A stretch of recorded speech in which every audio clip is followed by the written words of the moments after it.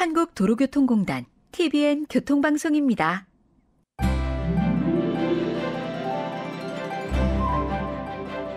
대한민국 총 면적은 약 10만 제곱킬로미터로 세계 109위에 해당합니다.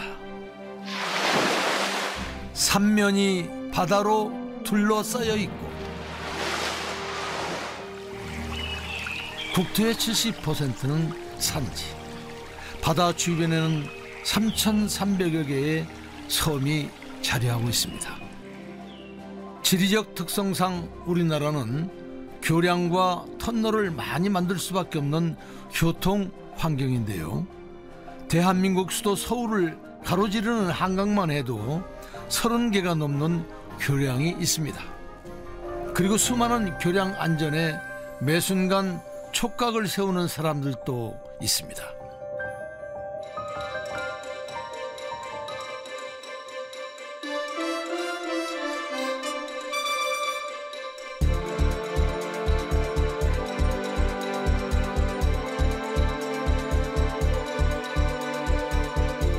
TBN 스페셜 도로 위에 숨은 영웅 39화 성수대교 붕괴와 교량 안전 국토안전관리원 이덕근 실장 네 번째 이야기.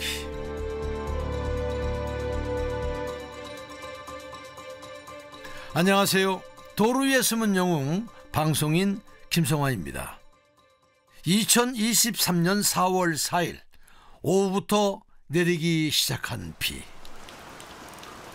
건조한 대기로 산불이 자주 발생하는 시기였기에 무척 반가운 봄비였습니다. 하지만 비가 계속 이어지던 다음날 아침, 경기도 분당시 정자교의 다리 일부가 무너지기 시작합니다. 1993년도 아닌 2023년에 일어난 정자교 붕괴는 성수대교의 악몽을 다시금 떠올리게 했습니다. 이것도 성수대교 붕괴도 마찬가지지만 한 가지 원인으로 딱 짚기가 좀 어려운 것 같아요. 여기도 사고조사 보고서를 참고하면 일단 노후화되고 그 콘크리트의 열화로 인해서 콘크리트에 딱 정착이 되어 있어야 할 철근이 뽑혀 나오거나 이 콘크리트 덮개를 들어 올리면서 붕괴가 일어난 것이잖아요. 탄천을 가로지르는 정자교는 왕복 유차로 총 길이 108m에 이르는 다리입니다. 이날 보행로 구간 일부가 붕괴되면서 2명의 사상자가 발생을 했습니다. 2년 전 점검 결과를 이렇게 보면 그 붕괴된 구간에 포장 상태가 비교적 깨끗했고 문제가 되는 건 그 포장의 아랫부분이었거든요. 눈으로 볼 수가 없는 상태죠. 그러니까 얘가 굉장히 위험하다라는 걸 예측하기가 조금 힘들지 않았을까. 어쩌다 일이 이렇게 됐을까? 원인을 찾다 보면 이해되는 부분도 있지만 충분히 예방할 수 있는 사고였기에 이덕근 실장의 마음엔 안타까움이 남습니다. 정자교 붕괴 사고 이전에 타산치석으로 삼을 만한 비슷한 구조를 가진 교량의 붕괴 사고가 이미 있었기 때문입니다. 예를 들면 정자교 같은 경우에는 보도부가 일반적인 다른 교량보다 이렇게 좀 길었고 이 긴 보도부를 교량 본체에 정착을 할 때 철근이 어느 정도 끼워져 있었고 그 철근이 본체에 콘크리트에 열화되지 않게 잘 정착이 돼 있어야 되는데 이게 열화되면서 넘어간 거니까 이런 구조적인 것도 좀 있었고 또 이 정자교 이전에 비슷한 교량이 그런 사고가 있었거든요. 그럼 이제 그 사고를 보고선 이 정자교도 똑같이 생겼으니까 그 사고가 날 우려를 잘 캐치를 해서 보강을 했어야 되는데 그 시기가 좀 늦지 않았나 이런 생각도 좀 들고요.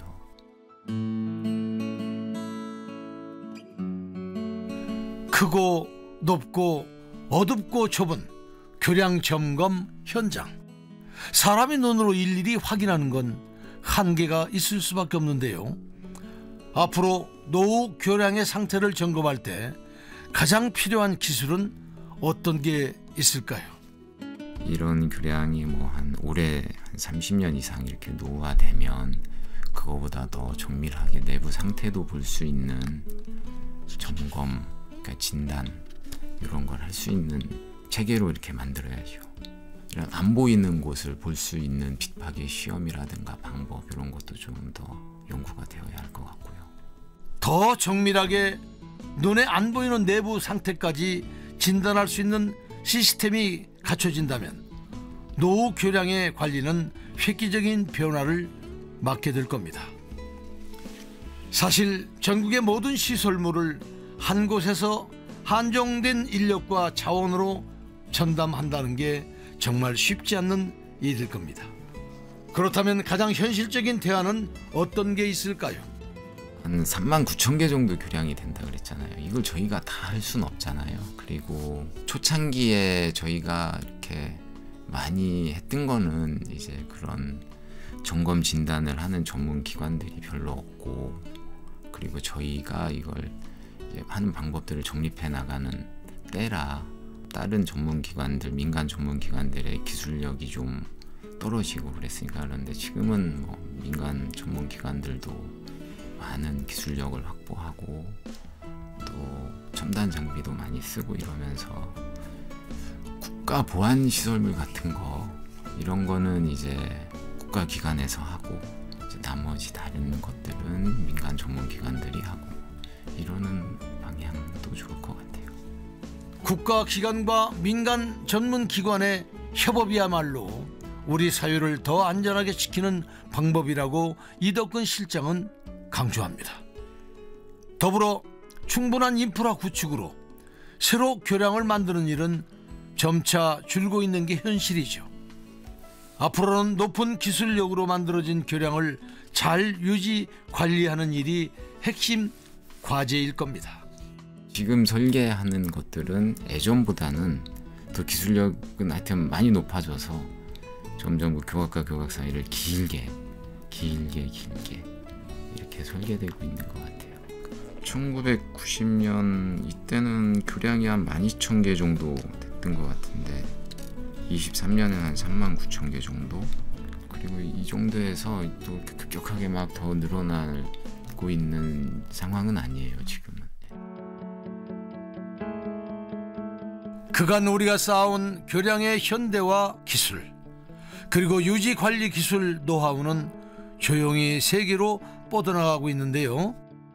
저희 2014년에 인도네시아에 우리 유지 관리하는 체계를 그쪽에 알려주고 시범적으로 우리가 진단하듯이 가서 진단을 해주고 이런 문제가 있으니 이렇게 보수를 하세요 이렇게 알려준 적이 있고요. 그걸 계기로 19년도에는 그 시설물에 계측기들을 설치해서 이 계측기에서 응답을 받고 그 나오는 응답을 분석해서 이 시설물을 관리하는 이런 관리 시스템도 구축을 해주고 그렇게 했던 게 있고, 이후 뭐 후속 사업으로 베트남이라든가 뭐 방글라데시 이쪽에 노후 교량 스마트 유지 관리 사업에 저희가 참여하고 있습니다.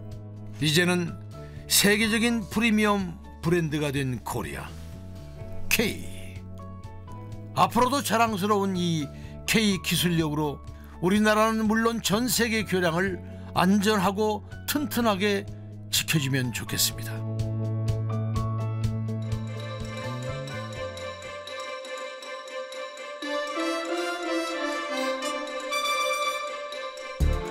TVN 스페셜 도로 위의 숨은 영웅 39화 성수대교 붕괴와 교량 안전, 국토안전관리원 이덕근 실장 네 번째 이야기를 마칩니다.